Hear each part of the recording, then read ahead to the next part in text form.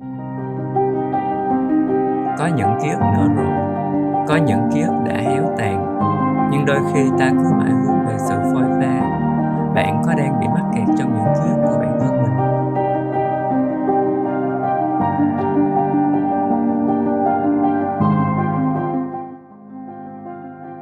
Hi, xin chào các bạn. Đây là series Art Vlog, lời thì thầm tinh tú, những chia sẻ ngẫu nhiên từ những lá bài trong project Star Whisper Oracle của mình.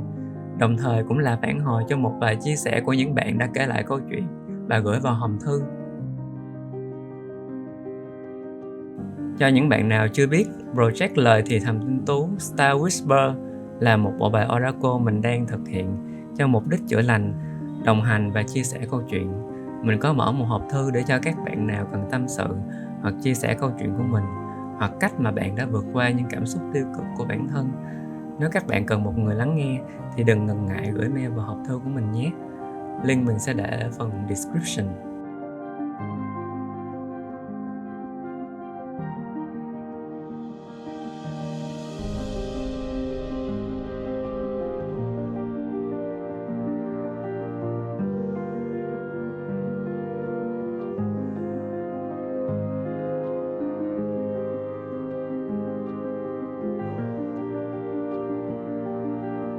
Có những ký ức nở rộ, có những ký ức đã héo tàn, nhưng đôi khi ta cứ mãi hướng về sự phôi pha. Bạn có đang bị mắc kẹt trong những ký ức của bản thân mình?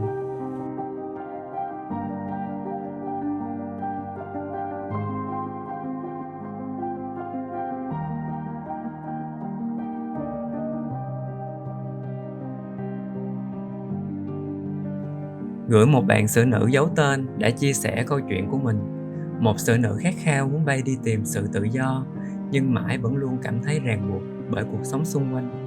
Mình đồng cảm với câu chuyện của bạn, rằng ai cũng sẽ có những mối lo mưu sinh, những ràng buộc vô hình, những mối quan hệ mà mình không thể tách rời. Mình sẽ kể cho bạn nghe một câu chuyện về một chú bướm bị mắc kẹt trong chính khu rừng của mình. Trong khu rừng đó có rất nhiều bông hoa, mỗi bông hoa sẽ tượng trưng cho một ký ức. Những bông hoa nở rộ tươi sáng, mang trong mình những ký ức vui vẻ, còn những bông hoa héo úa là những ký ức không tốt, những lỗi lầm.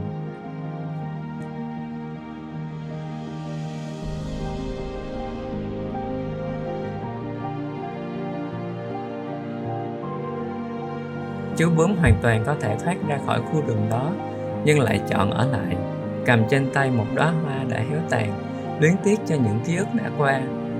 Và vì quá chú tâm vào những thứ mình đã mất, chú bướm hoàn toàn không nhận ra mình cũng đã có rất nhiều những đóa hoa đẹp khác, rằng mình cũng đã từng hạnh phúc và vui vẻ.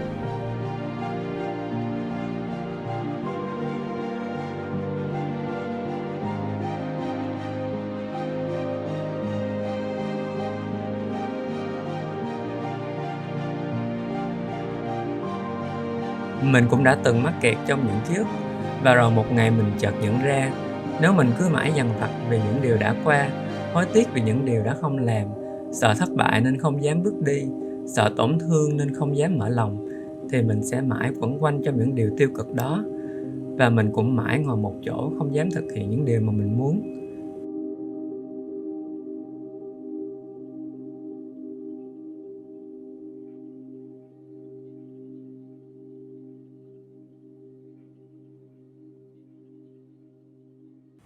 Thay vì luyến tiếc những thứ mình đã mất, hãy biết ơn những thứ mình đã có.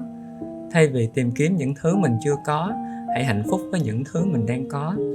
Thay vì mãi oán trách những điều xảy ra với bản thân, hãy tìm hiểu ý nghĩa và bài học ẩn sau đó.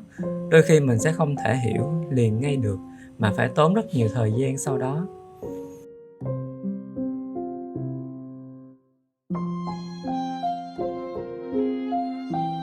Và mình tin là mọi thứ xảy ra đều có ý nghĩa của nó, về cách bạn hành động, suy nghĩ, về nguồn gốc, gia đình, kể cả việc có và không có.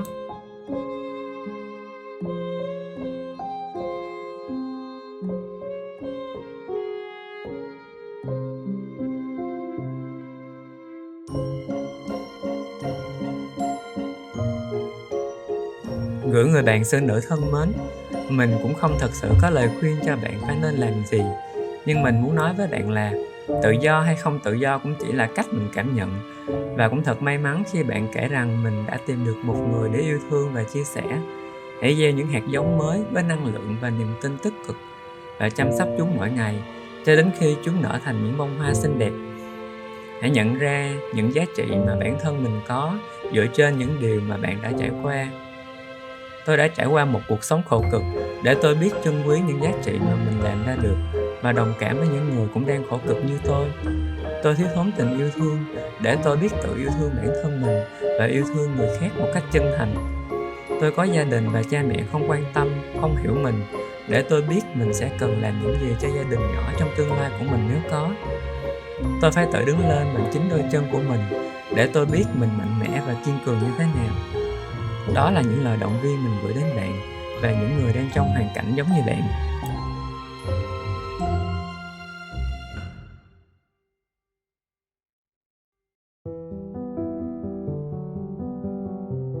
Bạn cũng nói rằng ba mình khá gia trưởng và ít lắng nghe ý kiến của các thành viên khác trong gia đình. Theo mình, bạn hãy chọn cách tiếp cận chân thành và nhẹ nhàng, vì thật ra khoảng cách thế hệ thật sự có tồn tại.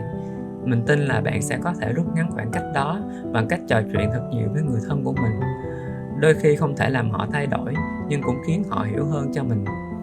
Lời nói có sức mạnh lay động và kết nối rất mạnh mẽ. Thay vì chọn giữ tất cả trong lòng, hãy tâm sự và giải bày với người thân xung quanh. Mình chúc bạn sẽ giải quyết được những vấn đề của mình và những bạn khác trong hoàn cảnh tương tự cũng hãy mạnh mẽ bước tiếp nhé. Tới đây thì mình kết thúc thông điệp tại đây. Hẹn gặp lại các bạn ở video clip sau. Nếu các bạn muốn chia sẻ câu chuyện của mình thì hãy gửi mail vào hộp thư của mình nhé. Cảm ơn và hẹn gặp lại.